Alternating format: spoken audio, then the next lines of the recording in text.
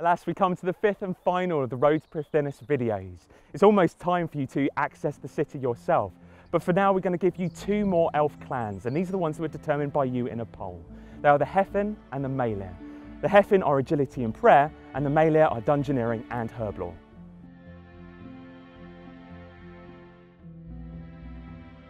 I'll admit that when agility and prayer won the poll for the skill focus for the Hefin clan, we didn't really have a clue how we were going to mix those two together. But then inspiration came with a kind of battle monk Shaolin feel. So we took those peaceful, meditative ideas and we came up with our first update, which is the Serenity Poles. These jut out from the crater below and players will be able to balance on these with one leg. Lady Hefin will then call out poses that she wants you to perform, and if you do it right, you'll start to generate XP. That's agility XP rather than bonus XP, which has been a recent change to the design.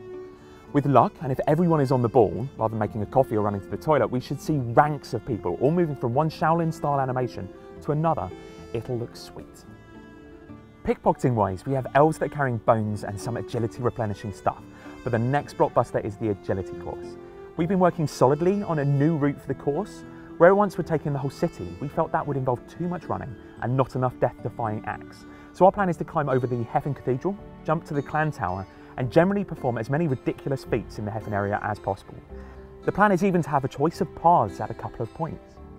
Complete the course and a light creature will give you a random item. That might be worthwhile objects, rest animation overrides of the Serenity Post poses, or wishes.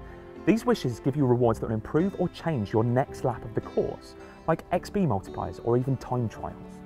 Part of the agility course, as I said, was the Hefin Church. Here you'll find a rest musician, gnome glider and an altar, but more importantly, there is the stone cleansing. You'll be buying a cleansing crystal here, using it up over a period of time as you effectively exorcise a Seren stone. The aim of this area is to generate prayer XP at a slower but cheaper rate than traditional methods, like gilded altars and the ectofunters, so it's a neat alternative for those who want to save a few pennies. Now we come to the Meilyr, another clan that was decided by the players. This time they chose to have dungeoneering and herb lore, which is very hard to mix together. But we found a way, but to tell you would be to ruin Plague's End, and that would be inconceivable. But know that they're explorers looking for rare herbs that they can then put into rare potions. Of all the families, Meilyr has the most stuff wedged into it, as long as you have the levels. For example, there's the level 95 Dungeoneering Resource Dungeon. This has a few things you'll recognise: Poor in Grenwall, Impling Spawns and a Bloodwood Tree, for example, but also a few special additions. My favourite is a Goraho Horde Stalker. It'll give you one card per day, and that card can be used on a dungeoneering floor of your choice. The effects of that card will include things like a guaranteed combination potion recipe, guaranteed journals, or increased damage against the boss, and that's just the common ones. We're planning to keep our hand close to our chest on this one. Divination locations will be popping up randomly here, and you'll have a second resource limit, so you can gather a small amount from them per day. Finally, there'll be a random Impling spawn, which should help with filling your Impling Codex. Back on the surface of the Meilyr clan, we aim to release the Harmony Pillars. These pillars will act like mini challenges, so for every 50,000 XP you gain in a skill that the pillar is charged in, it will gain a growth stage. After 4 growth stages, you'll be able to harvest the pillar and get Harmony Moss. Harmony Moss is an ingredient for perfect potions, basically high-level skilling potions, something the game has been crying out for.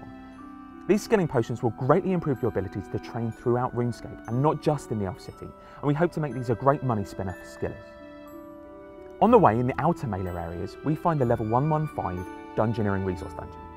Again, this contains some recognisable stuff, namely Crystal Flex Sandstone and a bank deposit box, but it's the other inclusions that get me more enthusiastic than you'd expect from me, just saying something. First is a new Slayer creature. They'll be dropping something recognisable from Dungeoneering to be used in the wider world. And then there's the Motherlode Maw. This used to be a Motherlode mine, but now it's a mouth, with the player warily putting their arm into a familiar face and pulling out a random item once per day. This originally caused some controversy when we first announced it, as it would contribute towards completionist and trimmed completionist cape requirements. We've changed that subtly, so that it makes you more likely to gain completionist requirements when elsewhere in the world. We would tell you more, but we'd have to throw you into the Motherlode Maw. Just know that our aim is to not devalue the 2 capes. Aside from a fruit tree patch, there is something up on the surface that has been putting Mod C3 DPO into a frenzy. It's the herb lore shop, where players can buy and unlock combination potion recipes. Some of these will be found in Demonheim, in the same manner as Sagas, while others will just need a pocket full of cash. Regardless, when bought, players will be able to fill their crystal flasks with combinations of their favourite potions. Want to fuse an overload with a super anti-fire? Well, you can, and if you want to combine potions to create new effects, you can do that too. We're adding to the list of combination potions as we're going along, so there'll be even more options than were originally in the design document. Now we reach the emotional end of our journey. All that's left is for you to access the city yourself. It's been a fantastic experience, showing you the city, incorporating all of your feedback. We just hope that you love it as much as we've enjoyed making it.